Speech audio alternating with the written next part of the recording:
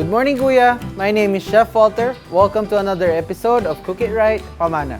So mga kasambahay, ang isi-share ko pong recipe ngayon ay ipinamana po sa akin ng aking lola na si Miss Consuelo Yuloque. So ngayong ipinamana na po ito sa amin, natutunan na rin po namin dagdagan ito ng mga sangkap para po mas mapasarap yung noon po'y luto ng lola namin sa tuwing may okasyon. Ito po ang birthday miswa. Narito po ang mga sangkap na gagamitin natin para sa birthday miswa. Miswa, chicken gizzard, chicken liver, chicken meat, pork meat, chicken stock, onions, garlic, at soy sauce.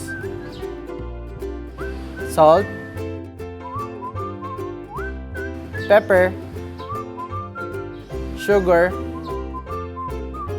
and sesame oil.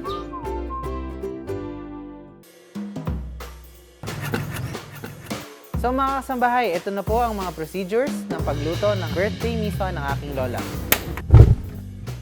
Una, pakuluan ang chicken gizzard. After 15 minutes, hanguin. Pangalawa, pakuluan ang chicken liver.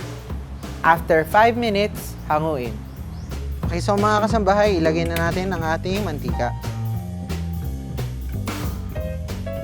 Uunahin natin ang ating chicken.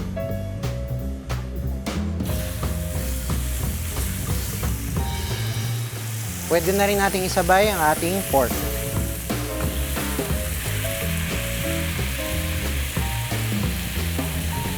Isaute ang garlic at onion. Pagkatapos nito, ihalo na ang chicken gizzard, chicken liver, soy sauce. Sunod, ang chicken stock.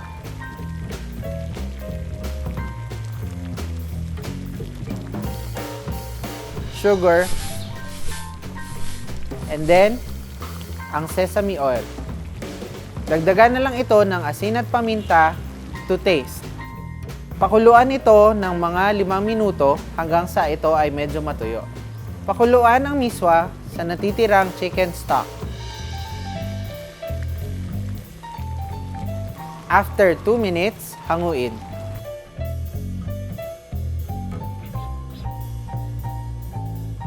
Pagsasamahin na lang po natin ang mga sangkap at pwede na po itong iserve.